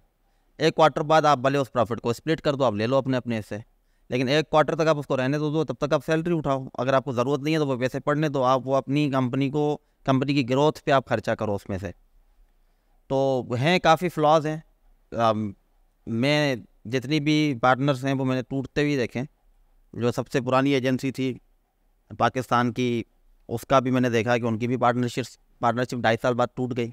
सही। और दूसरा ये कि अगर मैं एंटरप्रेन्योर हूँ, मैं बिजनेसमैन नहीं हूँ, तो मेरी सोच डिफरेंट है। एंटरप्रेन्योर में और बिजनेसमैन में डिफरेंस ये होता है कि एंटरप्रेन्योर क्या कहता है कि वो प्रॉफिट को कम देखता है, वो इनोवेशन को ज़्यादा। इनोवेशन को ज़्यादा देखता है। अगर मैं अपना पार्टनर लेता हूँ और अगर वो एंटरप्रेन्योर नहीं है, वो बिजनेस ओनर है, तो मेरे डिसीजन में रुकावट हमेशा होगी एक, बिल्कुल, क्योंकि बोर्ड ऑफ डायरेक्टर्स में वो भी बंदा बैठा रहेगा। तो मैं चाहता हूँ कि मैं ही सोलो डिसीजन मेकिंग बॉडी हूँ और मुझे जिस तरह समझ आए मैं उस तरह करूँ। तो ये जो आज़ादी है ये मुझसे छिन जाती है अगर मैं पार्टनरशिप करता। ये भी एक बड़ा मसला है। ठीक हो गया। अमेजोनिक, देन उसमें एक पर्च भी बनाया आपने, इनक्यूबेशन जिसको कहते हैं, जहाँ पे पर्च का मतलब क्या है आप खुद समझा दें अपनी ज़ुबान से। पर्च जो है वो हम गोरे यूज़ करते हैं। मैंने जब इस पर रिसर्च की थी तो पर्च जो है वो बेसिकली एक बिजनेस इंक्यूबेशन को कहते हैं, बिजनेस इंक्यूबेशन को, जहाँ पे कोई भी बंदा आता है अपने आप को फाइनेंशियली ग्रो करता है। जैसे इसको पर्च को बोलते हैं कि वो डाली, पर्च बोलते हैं उस डाली को जो उसकी रियल मीनिंग है, जिस डाली पे परिंदा आके घोंसला बनाता है और अंडे देता है और अपने बच्चों को बड़ा करता है, बेसिकली अपना पूरा घर बनाता है। तो ये जो बिजनेस इंक्यूबेशन है ये बेसिकली वही डाली है जिस पे परिंदे आते हैं नए नए और वो अपने आप को ग्रो करते हैं, और जब वो उड़ने लायक हो जाते हैं तो वो चले जाते हैं, फिर वो दूसरे आ जाते हैं। तो ये पर्च का बेसिकली ये कॉन्सेप्ट है। और यहाँ पे हैदराबाद में ऐसा कोई इंक्यूबेशन था नहीं, तो यहाँ पे एक एनवायरनमेंट है, लाइक माइंडेड पीपल हैं, मेंटोरशिप है, लोग 2x 3x ज़्यादा फास्ट क्विकली ग्रो करते हैं, मार्केट को ज़्यादा अच्छे से समझ पाते हैं। एनवायरनमेंट की सख्त ज़रूरत होती है बिल्कुल, किसी को भी ग्रो करने के लिए। जब आपके सामने 2 बंदे ई कॉमर्स से काम कर रहे हो, आप पुश भी मिलता है ना। अब एक टेबल पे ये 5 बंदे बैठे में, इधर वाले 3 कमा रहे हैं, वो 2 नहीं कमाएंगे, तो उनको होगा कि हम क्यूरियोसिटी हम भी कमाएं। तो आप पुश भी मिलता है, टास्क भी मिलते हैं, सेशंस भी होते हैं, मेंटोरशिप भी मिलती है, लाइक माइंडेड बंदे भी हैं। एक इंडस्ट्री के बंदे, आप कहीं पे फंसते हैं, आपसे सीनियर भी बैठा हुआ है, आपसे जूनियर भी बैठा हुआ है, एक्सपर्ट भी बैठा हुआ है, आपको हेल्प भी मिल जाती है। तो इंक्यूबेशन का बेसिकली ये फ़ायदा होता है। और हैदराबाद में था नहीं, मैंने ओपन किया, लेकिन अब तो मैं ये सेटअप वाइंड अप करने वाला हूँ। I have to fly abroad. अच्छा, आप टीचर भी थे, आप पढ़ाते भी थे, फिर आप फ्रीलांसर भी बने, उसके बाद आपने जो फिर से टीचिंग स्टार्ट की, कोर्सेज की, उसके बारे में थोड़ा बताएं। पहले मैं क्या ज़रूरत पड़ी थी कि आप टीचिंग में? पहले मैं पढ़ाता था दूसरों के लिए, ठीक है, मेरा उसमें कोई आप ऐसा समझे कि डायरेक्ट कंसर्न नहीं था, मुझे सैलरी का कंसर्न था, सैलरी मिलती थी एंड मैं किसी इंस्टीट्यूशन के लिए पढ़ाता था। अभी वाला जो था वो थोड़ा डिफरेंट था। अभी की जो ट्रेनिंग थी उसका मकसद ये था कि सिंध के लोगों को एम्पावर किया जाए और 10,000 घरों के चूल्हे जलाए जाएं, बेसिकली लोगों को ब्रेड दी जाए, लोगों को रोज़गार से लगाया जाए। इसके पीछे काफ़ी अच्छे मकसद थे। और लेकिन बोलते हैं ना कि नेकी की गले पड़ी तो नेकी की, अगर गले ना पड़ी तो वो नेकी ही नहीं की। सही। तो खैर मैं अब रिग्रेट करता हूँ कि मैंने ट्रेनिंग्स अनाउंस की, मैं रिग्रेट करता हूँ कि मैंने ट्रेनिंग्स दी। वैसे कौन कौन से कोर्सेज आपने अनाउंस किए थे? और कितनी बैचेज आपने निकाली और कितना सक्सेस रेट कितना था? मैंने 6 बैचेस पढ़ाई री स्टेटमेंट की और 2 बैचेस PL की, 2 बैचेस होलसेल की, और ऑलमोस्ट 90% सक्सेस रेशो था मेरे पास। और 90% मतलब 900 लड़के ऑलमोस्ट मेरे जो है वो आज भी कमा रहे हैं, अर्न कर रहे हैं जो स्टूडेंट थे मेरे। लेकिन ये कि वो 900 तो कमाना वो चल पड़े, लेकिन मैं पीछे हो गया। मेरी प्रोडक्टिविटी, मेरी परफॉर्मेंस, डेफिनेटली वो टाइम और हाँ पब्लिक इंगेजमेंट बहुत गंदी। लोग जो हैं डिफरेंट माइंड्स के हैं, वो आपको आपकी टाइम की ऐसी एक्चुअली वो ये केयर ही नहीं करते कि जो अगला बंदा यहाँ पे बैठा हुआ है उसके टाइम की क्या वैल्यू है। हम उसका खाम में टाइम ज़ाया कर रहे हैं। तो मैं बेसिकली एक हिसाब से फंस चुका हूँ। मैं ये ऑफिस वाइंड अप करके यहाँ से भागना चाहता हूँ कि मुझे अब मज़ीद किसी पब्लिक के साथ एंगेज नहीं करना। जिसको भी मेरे साथ कांटेक्ट में रहना है, मुझसे सुनना है, मेरा कंटेंट चाहिए, मुझसे सीखना चाहता है, वो यूट्यूब से सीखे, मेरे पोर्टल से सीखे, मेरे फेसबुक पे आईडी से सीखे, वो मुझसे वहाँ पे जुड़ा रहे। सोशली फिज़िकली मैं अब किसी से भी नहीं इंटरेक्शन नहीं करना चाहता, क्योंकि मैं अपनी R&D पे टाइम देना चाहता हूँ। मैं अपने बिज़नेस को ग्रो करने पे टाइम देना चाहता हूँ, जो मैंने बहुत लॉस किया है। तो इसका कोई सोल्यूशन आपने निकाला कि अगर आप ये कोर्सेज बंद करें तो लोगों तक वो नॉलेज पहुंचे किसी तरीके? जी मैंने निकाला, क्योंकि बलाई का कीड़ा तो था ही, है भी अभी भी। पिछले 1 महीने से मैं रोज़ रातों में वीडियो रिकॉर्ड करवाता हूँ मुख्तलिफ स्किल्स की, और वो कंप्लीट ट्रेनिंग्स बना के मैं अपना पोर्टल बना रहा हूँ www.shahidiqbalsammo.com के नाम से। और उस पोर्टल पे वो सारी ट्रेनिंग्स इंशाल्लाह वो लॉन्च हो जाएगा। तो जितने भी लोग इंटरेस्टेड हैं डिमांडिंग स्किल्स की ट्रेनिंग्स में, वो वहाँ से फ्री ऑफ कॉस्ट ट्रेनिंग ले सकते हैं, सीख सकते हैं और अपना फ्रीलांसिंग करियर स्टार्ट कर सकते हैं। अब मुझे कोई कोर्स सीखना है, मैं मार्केट इंटरनेट पे गया, मैंने सर्च किया, हज़ारों कोर्स पड़े हुए हैं। मुझे कैसे पता चले कि ये बंदा ऑथेंटिकली सिखा रहा है नहीं सिखा रहा है? इसे आपने अपना जो है ना एक पूरा बेस बनाया, आपने अपने आप को इंडस्ट्री में प्रूव किया, उसके बाद आपने कोर्स लॉन्च किया तो लोग आए भी, अट्रैक्ट भी हुए। हज़ारों कोर्स पढ़े हैं। जो एक बंदा आता है कोर्स लेता है उसमें कुछ भी नहीं होता, उसके साथ चलो स्कैम हो गया। तो ये थोड़ा सा लोगों को नॉलेज आप उसकी सोशल प्रेजेंस चेक करें। लेट सपोज मुझे एक कोर्स नज़र आता है, मैं पहले उस बंदे को सर्च करूँगा, लिंक्डइन पे मैं उस बंदे को सर्च करूँगा, फेसबुक पे मैं उस बंदे को सर्च करूँगा, ट्विटर पे मैं उस बंदे को सर्च करूँगा, इंस्टाग्राम पे मैं उस बंदे को सर्च करूँगा, गूगल पे। क्योंकि अगर वो अच्छा एक ट्यूटर है और उसकी ट्रेनिंग एक अच्छी रिसोर्स है, तो सारी बात है लोगों के फीडबैक भी होंगे और उसके फॉलोअर्स भी होंगे, ठीक है। उसके इनर सर्कल्स भी बने होते हैं, ख़ास तौर पे गोरों के कम्युनिटीज़ होती हैं। तो आप वहाँ पे रिव्यू भी ले सकते हैं, अननोन लोगों से आपको रिव्यू दे देंगे। तो एड्स के अलावा एड्स जो आपके सामने आते हैं ना, वो तो आपको दिखाए जाते हैं। जो आपको नहीं दिखाया जाता उस पर आप रिसर्च कर लिया करें, तो आपको मिल जाएगा। बाकी ऐसा है कि आप अब एक ग्रेजुएट बंदे हैं और मेच्योर हैं, आपको कोई भी स्पून फीडिंग नहीं करेगा। वो आप जो भी कोर्स परचेज करेंगे उसमें गाइडेंस ही होगी।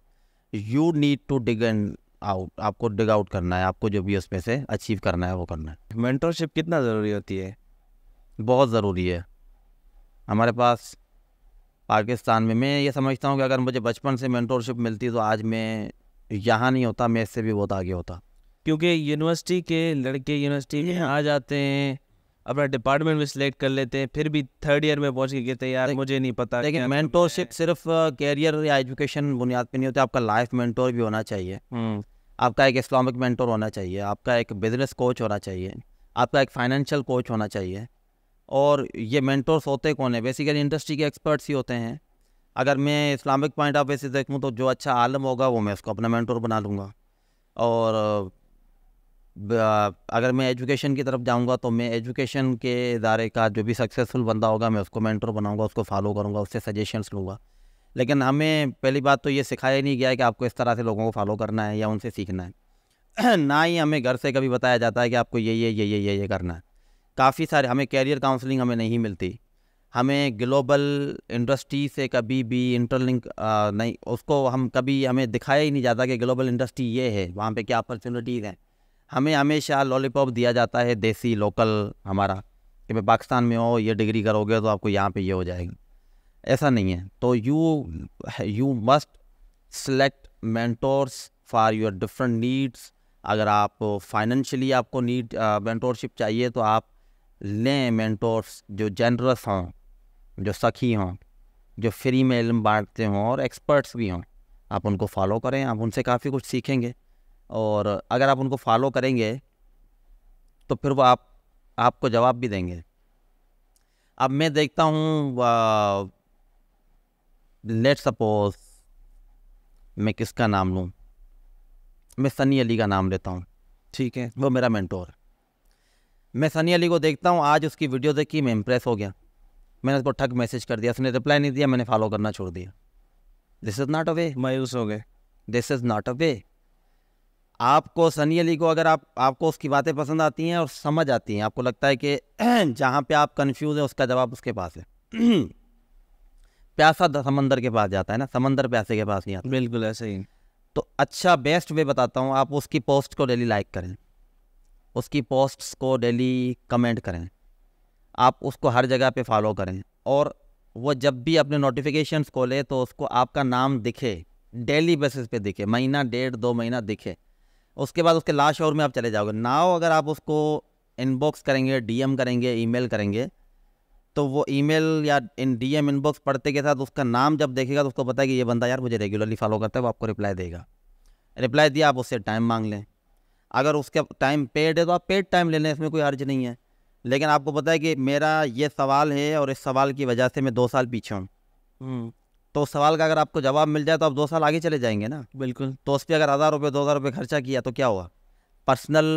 अपनी पर्सनल ग्रोथ पे, पर्सनल डेवलपमेंट पे तो खर्चा, ये हम खर्चा करते ही नहीं है ना। हम मटीरियलिस्टिक बंदे हैं, हमें नॉलेज नहीं चाहिए भाई, हमें चाहिए रियल कंटेंट, टिकटॉक वाला। तो टिकटॉक अगर लिटरली आज अगर ये जितनी भी हमारी टिकटॉक में, कभी कभी सोचता हूँ कि ये टिकटॉक पे हमारी जितनी भी खवातीन अपना कंटेंट दे रही होती हैं, अगर इनका पेड वर्जन आ जाए ना कि आज के बाद ये वीडियो सब्सक्राइब जो करेगा उसको ही दिखेगी, तो यकीन माने लोग परचेस करेंगे वो कंटेंट देखने के लिए। लेकिन यहाँ पे दूसरी तरफ अगर आपको टेक रिलेटेड, एजुकेशन रिलेटेड कोई कंटेंट मिलेगा, अच्छा कंटेंट जिससे आपकी ज़िंदगी सुधर सकती है, वो फ्री में भी कोई नहीं लेता। ये हमारे अंदर थोड़ा मसला है और हमें इन चीज़ों को सार्ट आउट निकल आए ना। 18 साल तक कर लिया ना, ठीक है, ओके, निकल आए इस चीज़ से, इस मरहले से, बी प्रैक्टिकल, आगे बढ़े। तो अगर हम इस तरह से सोचेंगे तो इंशाल्लाह वो तबलीग जमात वालों की तरह के इंशाल्लाह फिर फ़ायदा होगा। इंशाल्लाह फिर बात होगा। ये चीज़ अगर हमें स्कूल से, जो कहते हैं ना फाइनेंशियल एजुकेशन और दूसरी जो बेसिक एजुकेशन होती है, अगर स्कूल से वो चीज़ें पढ़ाई जाए तो क्या समझते हैं आपको कितना फ़ायदा होगा हमें आगे ग्रोथ करने में? देखें, अगेन मैं सनी अली का नाम लूँगा।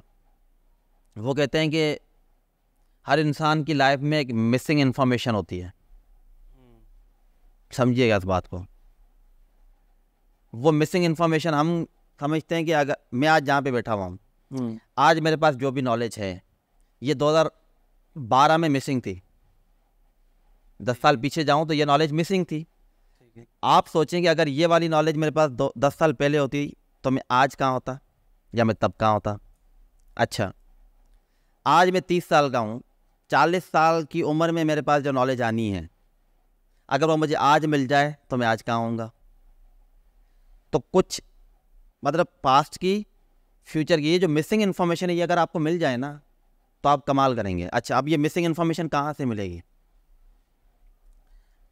नबी साईं कहते हैं कि मशवरा करो। ठीक। कोई भी डिसीजन लेने से पहले मशवरा करो।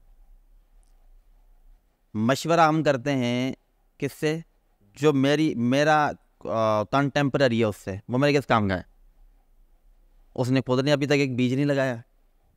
तो आपने मशवरा करना है इंडस्ट्री एक्सपर्ट से, और वो भी डिफरेंट इंडस्ट्रीज़ के।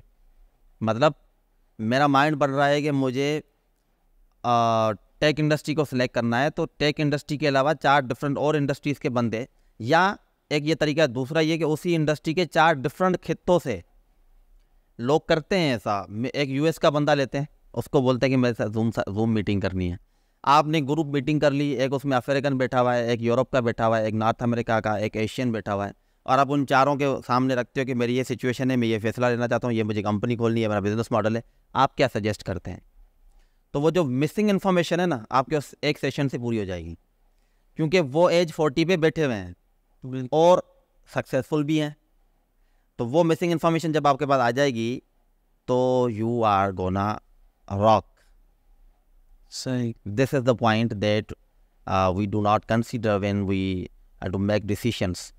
तो हमें जब डिसीशंस लेने हैं तो हम कहते हैं कि हम तो जमते ही जाम हैं, मतलब हम पैदा होते ही बड़ी चीज़ है, तो हम किससे क्यों पूछे मेरा हर डिसीजन राइट है, ये अप्रोच ही रॉन्ग है। फाइनेंशियल एजुकेशन पाकिस्तान में बहुत कम होती है, मुझे भी इतनी नहीं थी या आपको भी नहीं होगी। तो क्या समझते हैं कि फाइनेंशियल एजुकेशन का एक प्रॉपर चैप्टर होना चाहिए स्कूल से, कॉलेज से, यूनिवर्सिटी से? बिल्कुल होना चाहिए। हमारे बात पाकिस्तान असल में बिजनेस की कर रहे हैं तो फिर ये सवाल मेरे दिमाग ठीक है, में मैं आपको बताता हूँ ना, हमारे पाकिस्तान में किस चीज़ की एजुकेशन दी जाती है? क्या कानून की एजुकेशन हमें मिली है कभी कि ये जुर्म है और इसकी ये सज़ा है? बाहर ममालिक में आपको पल पल, हर दिन, हर रोज़, हर हफ्ते, हर महीने आपको अप टू डेट रखते हैं कि ये लॉ है, ये इन्फोर्स हुआ है, अगर आप ये तोड़ेंगे तो आपको ये होगा।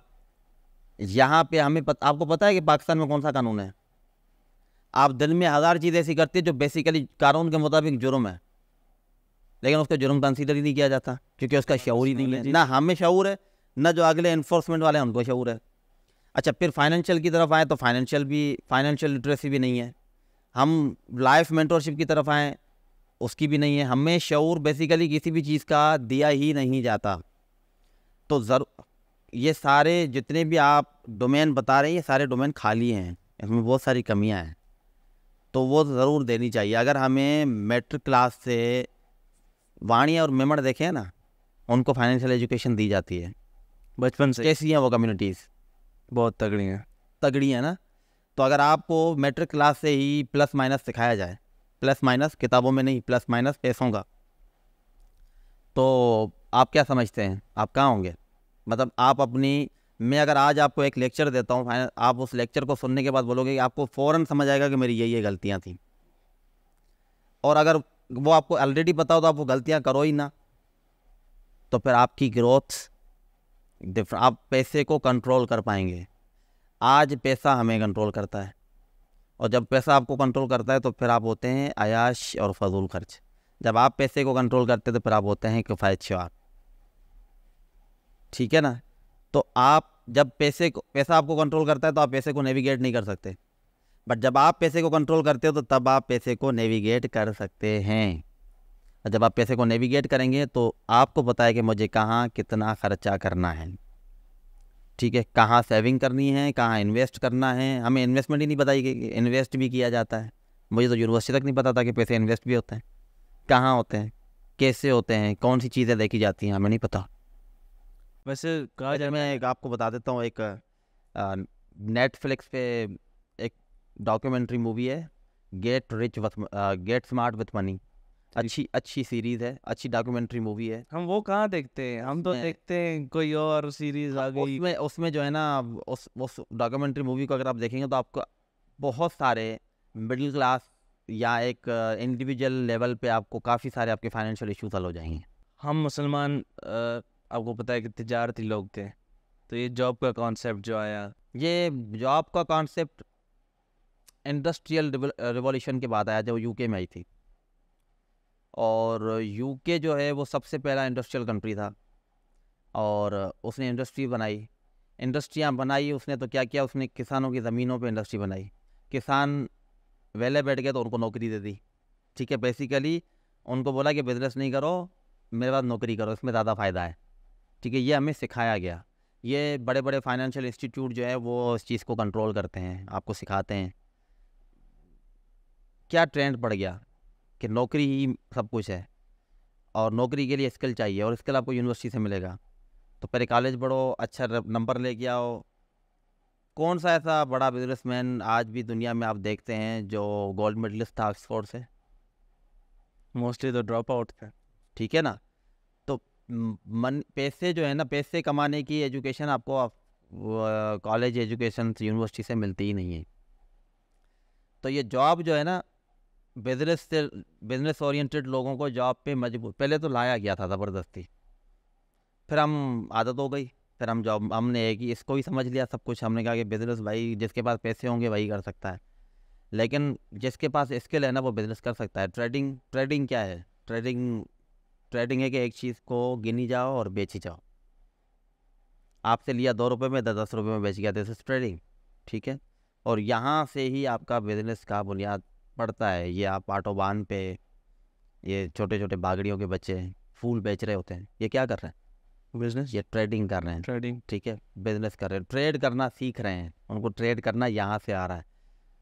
तो जॉब तो वहाँ से शुरू हुई थी, इंडस्ट्रियल रिवोल्यूशन। उससे पहले तो क्या था? उससे पहले किसान, अच्छा फिर ये जो कॉन्सेप्ट पैसों का वो भी फिर निकला था। पहले अशरफिया थी, फिर ये जो सारा बैंकिंग सिस्टम ये वो सब कुछ इस इंडस्ट्रियल रिवोल्यूशन के बाद, रिवोल्यूशन के बाद आया। तो इस पॉडकास्ट को फाइनल स्टेज पे लेके चलते हैं। आपका एक नारा है, लेट्स मेक डिजिटल सिंध, उसके बारे में थोड़ा बता दें।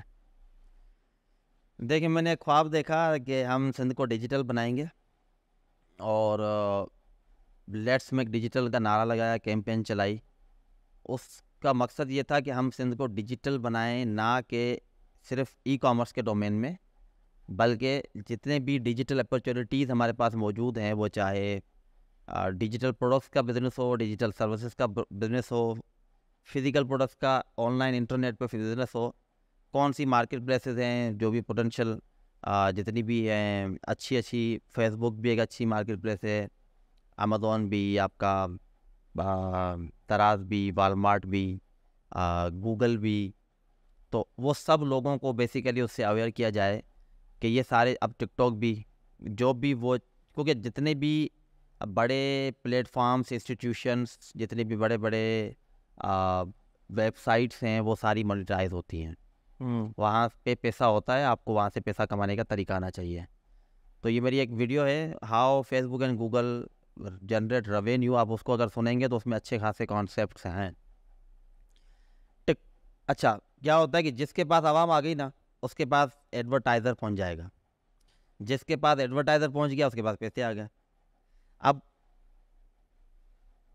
अगर वो प्लेटफॉर्म खुद ऐड चलाएगा अपने अकाउंट से तो वो अफेक्टिव नहीं है, लेकिन अगर उस प्लेटफॉर्म पे ऐसा क्रिएटर आता है जिसको लोग फॉलो करते हैं और खुद से रिलेट कर पाते हैं, क्योंकि टिकटॉक जो है वो ह्यूमन की शक्ल नहीं है, गूगल ह्यूमन की शक्ल नहीं है। हम गूगल को सोचते तो हमें कोई बंदा नज़र नहीं आता, लेकिन एक आम क्रिएटर जो होता है वो एक बंदा है, हम उसको खुद से रिलेट कर सकते हैं। तो जब उसके पेज से ऐड आते हैं ना, तो फिर हम रिलेट कर पाते हैं। तो ये थोड़ा इस तरह से है मामला।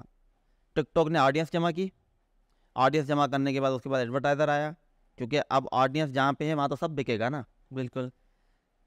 एडवर्टाइज़र ने पैसा दिया, टिकटॉक ने कहा कि भाई अब जो भी मेरी ऑडियंस में से सबसे ज़्यादा इन्फ्लुएंसिंग पर्सनालिटी वो आ जाए, और उसको मैं ऐड चलाऊंगा, मैं आपके पेज पे, आपके वीडियोस पे, आपके पोस्ट पे, और बदले में मैं आपको इतने पैसे दूंगा। ये थोड़ा पूरा मैकेनिज़्म है। कोई भी प्लेटफॉर्म बनता है तो उसका सबसे पहले कंटेंट बनता है, उस कंटेंट पे ऑडियंस कैप्चर होती है, फिर उस ऑडियंस को वैल्यू दी जाती है, सर्टेन फीचर्स दिए जाते हैं, एंटरटेन किया जाता है, और फिर ऑडियंस जब यूज्ड हो जाती है, एडिक्टिव हो जाती है, तो फिर उसको एड्स हम दिखाते हैं, क्योंकि फिर वो हटेगी नहीं उससे, एड भी देखेगी साथ साथ में, और फिर एड से कन्वर्जन तो आ ही जाती है। बिल्कुल। जिसके पास भी परचेजिंग पावर है बेसिकली खरीदने का, जिसको कीड़ा होगा वो खरीद ही लेता है, कुछ भी खरीदता है। तो ये थोड़ा पूरा सिस्टम है। तो हमने क्या सोचा कि सिवाय अमेज़ॉन के ई कॉमर्स भी बहुत बड़ी है ना, सिर्फ उसमें अमेज़ॉन नहीं आता। बिल्कुल। और काफ़ी सारी अनटेप्ड मार्केट प्लेसेस हैं, हमने सिर्फ अमेज़ॉन ही सुना है। नून है सऊदी अरबिया में, हमारे काफ़ी पाकिस्तानी लड़के वहाँ पे काम कर रहे हैं। लज़ादा है मलेशिया में, और वालमार्ट है यूएस में, ईबे है यूके में, सैम्स क्लब है, आपका एटसी है, आपका दराज है, अब आपका टिकटॉक शॉप आ गया है, फेसबुक मार्केट प्लेस से लोग कमा रहे हैं।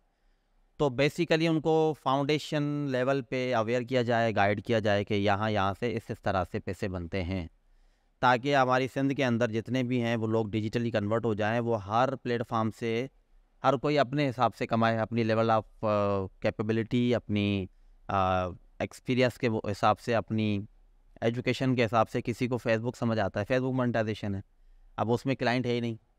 कुछ प्लेटफॉर्म से जो क्लाइंट बेस काम करती हैं, कुछ बगैर क्लाइंट के काम करती हैं। तो हमने कहा कि सारा को इंट्रोड्यूस सब कुछ कराया जाए ताकि सारे के सारे लोग डिजिटली करना जो जिसको जहाँ पे जो फिट हो जाए। और हम सिंध को एक डिजिटली हब बनाया, डिजिटल हब बनाया, तो इसलिए हमने लेट्स मेक डिजिटल सिंध का नारा लगाया। इसका मकसद हरगिज़ ये नहीं था कि सिंध को जो है हम वर्चुअल एक सिंध बना दें, मतलब यही फिजिकल सिंध रहती है, लेकिन लोग जो स्टेप के साथ जो है ना लोगों को डिजिटल स्किल्स दिए जाए, इंफ्रास्ट्रक्चर क्रिएट किया जाए, तो लगे हुए हैं उसमें।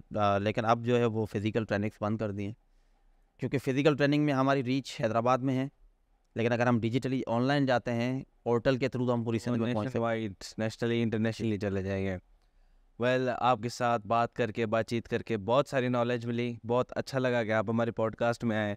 और आप जैसे लोग अगर ऐसे ही काम करते रहें तो हमारी सिंध भी डिजिटल हो जाएगी, थैंक यू, हमारा पाकिस्तान भी डिजिटल हो जाएगा और हमारा पाकिस्तान का नाम पूरी दुनिया में रोशन हो जाएगा इंशाल्लाह। वेल ये था हमारा पहला एपिसोड। आई होप कि आपको पसंद आया होगा। सो मिलते हैं नेक्स्ट एपिसोड में। लाइक कीजिए, कमेंट कीजिए, शेयर कीजिए और सब्सक्राइब तो लाजमी करना है क्योंकि हम नए हैं और आपने ज़रूर सपोर्ट करना है। अल्लाह हाफिज़।